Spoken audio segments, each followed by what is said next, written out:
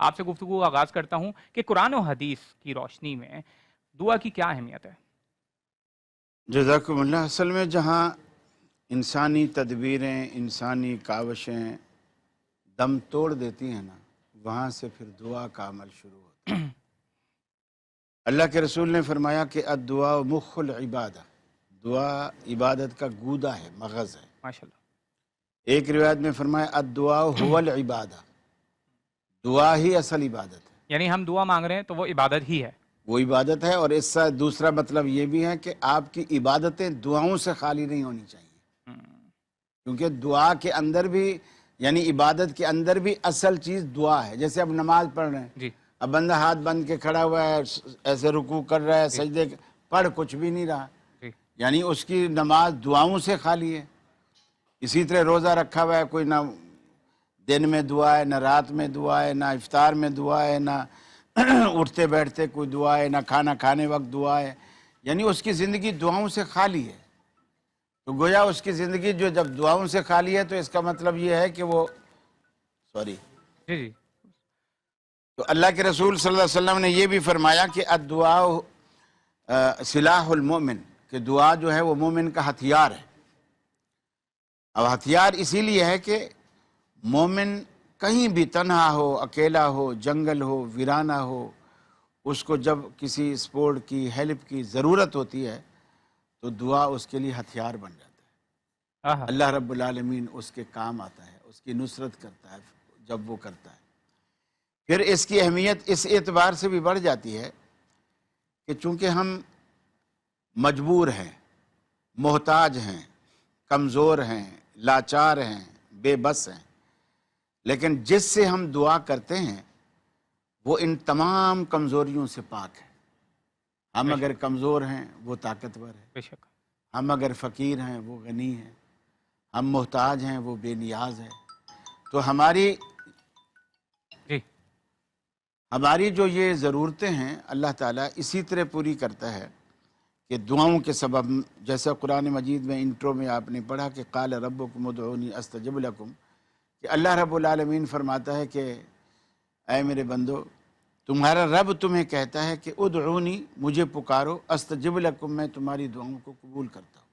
ان الذین یستکبرون، اچھا یہ بھی نہیں کہا کہ میں تمہاری دعاؤں کو سنتا ہوں پھر قبول کرتا ہوں، ڈائریکٹ قبولیت کی بات کی۔ وہ جو سننے کی جو دیر تھی نا، اللہ تعالیٰ نے اس کو بھی نکال دیا کہ ادھر تیرے لب پہ وہ تمنا آئے گی اور ادھر تو اس کو پورا سمجھے گا، میں قبول کرتا ہوں۔ ان الذین یستکبرون عن عبادتی سیدخلون جہنم داخرین، اور وہ لوگ جو ہمیں پکارنے سے یا ہم سے مانگنے سے، ہمیں بلانے سے، ہماری بندگی سے تکبر محسوس کرتے ہیں تو ان کو عن قریب ہم رسوا کر کے، ذلیل کر کے جہنم میں ڈالیں گے۔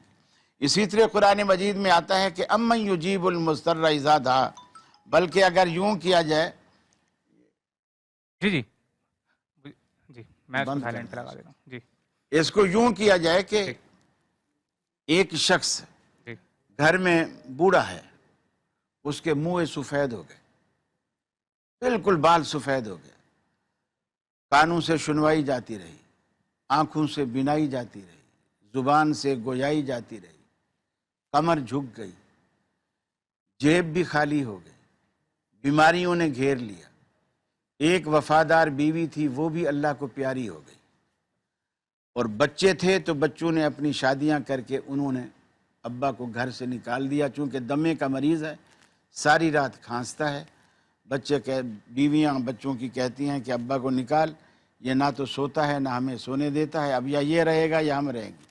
بچے بیوی کی فرما برداری میں، چونکہ معاشرہ زیادہ تر رن مرید ہے، وہ ابا کو نکال لیتے ہیں۔ اللہ اکبر۔ اب وہ بوڑھا باپ دیواروں کے سہارے گرتا پڑتا، سارے شہر کے دروازے بند دیکھتا ہے، ایک مسجد کا در اسے کھلا نظر آتا ہے، اور ساری زندگی کبھی نہیں آیا، پہلی دفعہ آج مسجد میں اس نے ڈرتے ڈرتے قدم رکھا اور ایک فریاد لگائی، امن یجیب المضطر اذا دعا، اے بے کسوں کی فریاد سننے والا، آج یہ تیرا بے کس بوڑھا تیرے دروازے پر آیا ہے۔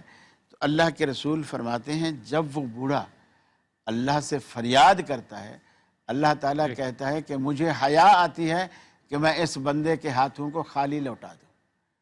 माशाल्लाह। अल्लाह को ये हया आती है क्या कि बात वह है। इस बंदे के हाथों को खाली लौटा दूं जो जिंदगी में आया ही पहली दफा है।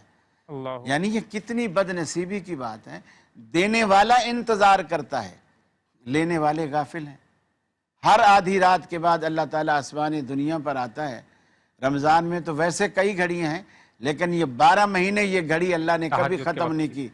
तहज्जुद के वक्त की आसमानी दुनिया पर नुज़ूल फरमा कर ऐलान करता है, हल मिन मुस्तगफिर, कोई है बख्शिश चाहने वाला गुनाहगार, अल्लाहु अकबर। मैं उसको बख्श दूं। कोई है बीमार जो मुझसे शिफा मांगे, मैं उसे शिफा देने पर तुला हुआ हूँ। कोई है बेरोजगार जो मुझसे रोज़ी मांगे, मैं उसको रोज़ी देने पर तुला हुआ हूँ। लेकिन कराची वालों के तो वो सोने का टाइम होता है, वही टाइम उसी जो वक्त सोने के लिए जाते हैं। दुआओं का कबूलियत का वक्त होता है, वही टाइम हमारा सोने का होता है। यानी ये हमारी बदनसीबी है। साकी की तो नवाजिश जारी है, उसने तो कभी इनकार नहीं किया। साहबा किराम जैसे मांगा करते थे, अहले बैत मांगा करते थे, रसूलुल्लाह सल्लल्लाहु अलैहि वसल्लम मांगा करते थे। अच्छा, फॉर एग्जांपल अगर कोई जाग रहा है इस वक्त तहज्जुद के वक्त तक पहुंच गया, तो क्या उसका सो के उठना जरूरी है या ना उस ना ना वक्त ही वो दुआ नहीं, मांगना शुरू करे? नहीं नहीं, बिल्कुल वो ना भी सोए दुआ मांगे। अच्छा, दुआ के लिए सोना जरूरी नहीं है। सही है। बिल्कुल कारी साहब, दुआ मांगने के क्या कोई आदाब भी हैं, प्रोटोकॉल्स भी हैं?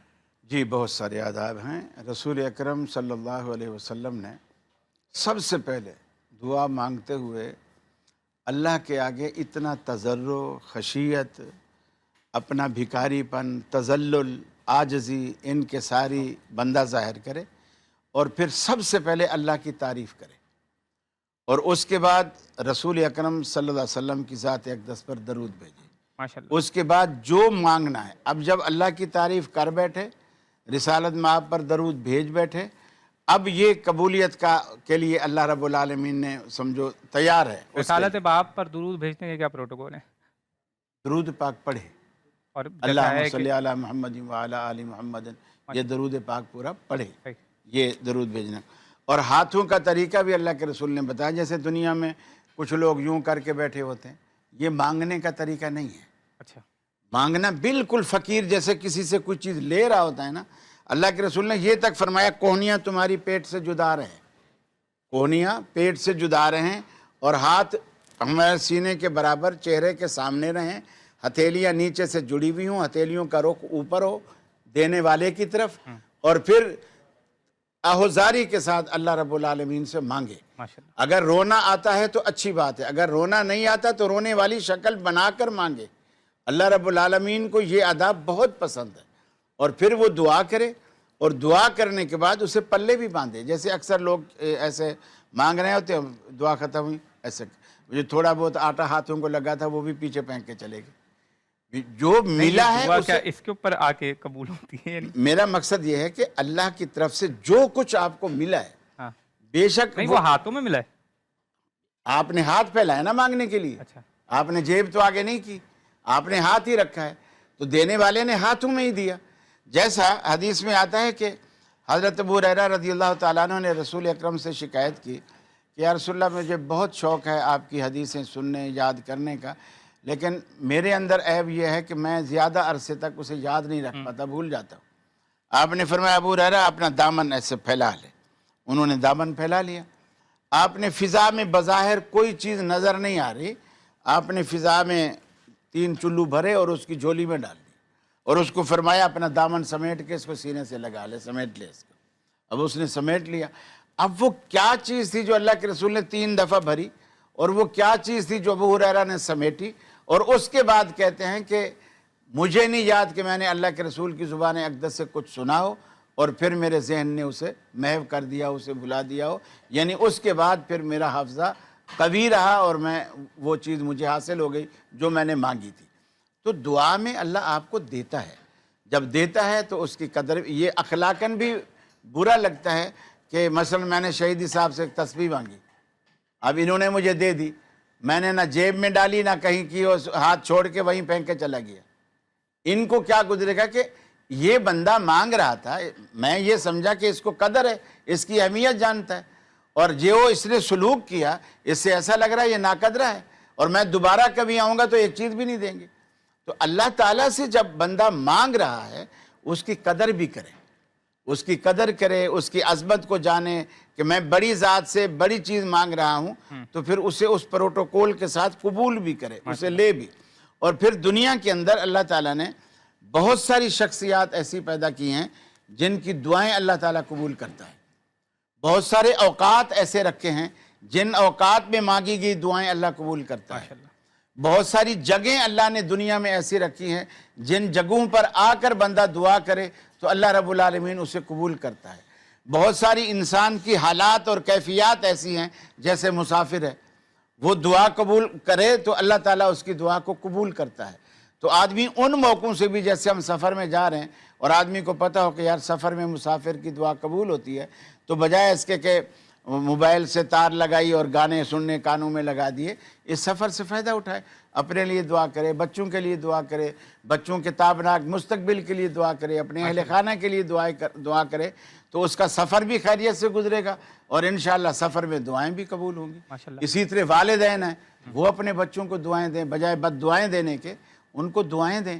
بچے دعاؤں کے محتاج ہیں والدین کی، اور والدین جب دعائیں دیتے ہیں تو اللہ اسے رد نہیں کرتا۔ لوگ مولوی سے تو آ کے دعا کرواتے ہیں، کبھی باپ کے پاس بھی کوئی جا کے گیا، ابا جی میرے لیے دعا کیجیے۔ اچھا مختصر، کیونکہ آپ نے بد دعا کا تذکرہ کر لیا ہے تو یہ مختصر اس کا جواب دینے کہ کیا بد دعائیں بھی اس طریقے سے قبول ہو جاتی ہیں؟ کوئی کسی کو بد دعا دے دے کیا جی، قبول ہو جاتی ہے؟ اگر مظلوم ہے بندہ اور اس نے بد دعا دی ہے تو بالکل قبول ہوتی ہے۔ اللہ کے رسول نے فرمایا اتق دعوت المظلوم فإنہ لیس بینہا وبین اللہ حجاب، جس کے ساتھ زیادتی ہوئی ہے، ظلم ہوا ہے، وہ جب بھی آہ نکالے گا نا، سیدھی عرش معلیٰ پہ جاتی ہے، ساتواں آسمان بھی بیچ میں رکاوٹ نہیں۔